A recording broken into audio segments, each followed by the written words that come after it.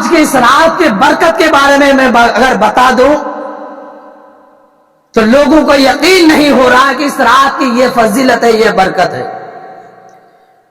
اللہ تبارک و تعالیٰ قرآن میں ارشاد فرما رہا ہے لیلۃ القدر خیر من الف شہر، لیلۃ القدر خیر من الف شہر، یعنی لیلۃ القدر کو 1000 راتوں سے افضل و اعلیٰ بنا دیا۔ رمضان المبارک کے جو 27ویں شب ہے 1000 مہینوں سے افضل ہے۔ تو اس رات کی کیا وجہ ہے کہ اتنی فضیلت ہے، اتنی افضلیت ہے؟ حالانکہ رمضان کے تو 30 روزے رکھے جاتے ہیں اور ہر روزے کا، ہر دن کا معمول برابر ہے، 1-2 منٹ کے آگے پیچھے ہوتی ہے۔ ہر رات کو 20 رکعت ہی تراویح پڑھی جاتی ہے اور معمول کے مطابق 29 رمضان تک یوں ہی ہوتا ہے، ایک بار ہی افطار کرتے ہیں، ایک بار ہی سحری کھاتے ہیں اور 5 وقت کی نمازیں پڑھتے ہیں۔ لیکن شب قدر کو کیوں اتنی فضیلت ہے کہ 1000 راتوں افضل و اعلیٰ ہو گئی؟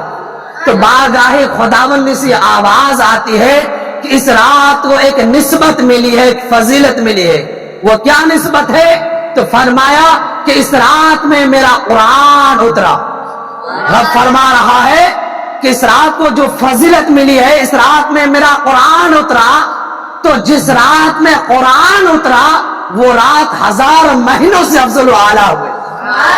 تو پتہ چلا، معلوم ہو گیا کہ کسی شے کو، کسی شخص کو، کسی چیز کو، کسی شہر کو اگر کسی چیز سے نسبت ہو جائے اور وہ نسبت اس شے میں آ جائے تو وہ ممتاز ہو جاتی ہے۔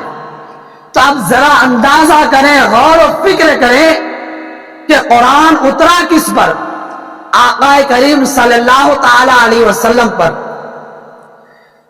اگر آقا نہ آتے تو قرآن آتا، اگر آقا نہ آتے تو رمضان آتا، آقا نہ آتے تو ہم امت محمدیہ ہوتے، نہ جانے کس کس کے در کی جوتیاں سیدھی کرتے، کس در میں اپنے سر جھکاتے۔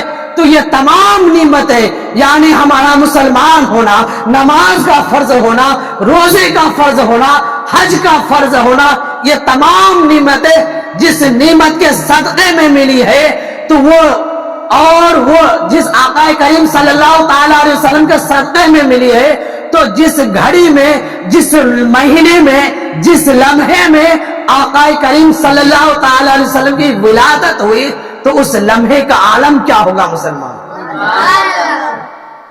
کیونکہ قرآن کو، لیلۃ القدر کو نسبت ملی، فضیلت ملی قرآن کے صدقے میں، اور قرآن اترا کس پر؟ میرے آقا پر۔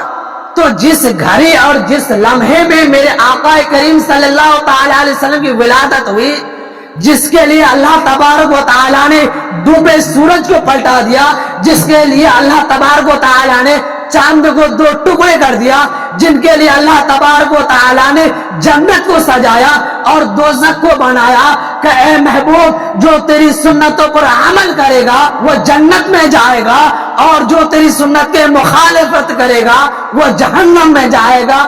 اور جن کے لیے شفاعت بنائی گئی، جن کے لیے مقام محمود پر ایک کرسی لگائی جائے گی، اور وہ شخص جس کے طرف اشارہ کرے گی اس کو بغیر حساب و کتاب کے جنت میں داخل کر دیا جائے گا۔ تو ذرا اندازہ لگائے جس گھڑی، جس لمحے میں اس رب کائنات کے محبوب کی ولادت ہوئی، اس لمحے کے برکت کا عالم کیا ہوگا، رحمت کا عالم کیا ہوگا، اس کے جوش کا عالم کیا ہوگا مسلمان۔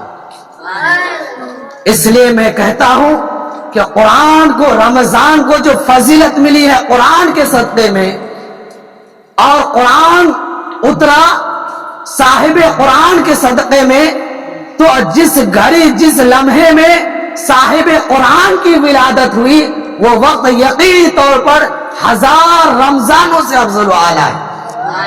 اللہ تبارک و تعالیٰ نے خیر من الف شہر کہہ کے اس لمحے کو مقید کر دیا کہ 1000 سالوں سے افضل و اعلیٰ ہے، اور یہاں مقید نہ کیا بلکہ یہ فرما دیا کہ بے شمار 1000 سالوں سے افضل و اعلیٰ ہے۔ آقا کریم صلی اللہ تعالی علیہ وسلم کی ولادت اس کی کوئی 1000 2000 5000 نہیں بلکہ بے ہزار کروڑ درجہ افضل و اعلیٰ ہے یہ لمحہ یہ رات. اس لیے مسلمانوں کو چاہیے کہ اس رات کو جگ کر اللہ کے رسول صلی اللہ تعالی علیہ وسلم کے محفل میلاد منائے یا قرآن پڑھے درود پاک پڑھے. جب ہمیں تمام نعمتیں ملی ہے اس نعمت کے صدقے میں تو کیا ہم ایک رات اپنے رب کے محبوب کے لیے نہیں جگ سکتے ہیں؟ آج ہم کیسے مسلمان ہیں مسلمانوں؟ یہی وجہ ہے کہ آج ہم نے اپنی تاریخ کو بھلا دیا ہے اور اس تاریخ کو بھلانے کا نتیجہ یہ ہے کہ آج ہم ہر در پر ہر موڑ پر ذلیل و رسوا ہوتے ہوئے نظر آ رہے ہیں. آج بھی اگر ہم اپنی تاریخ کو دوہرا لیں اپنی تاریخوں پر عمل کریں تو یقینی طور پر یہاں بھی کامیاب ہوں گے اور وہاں بھی کامیاب ہوں گے.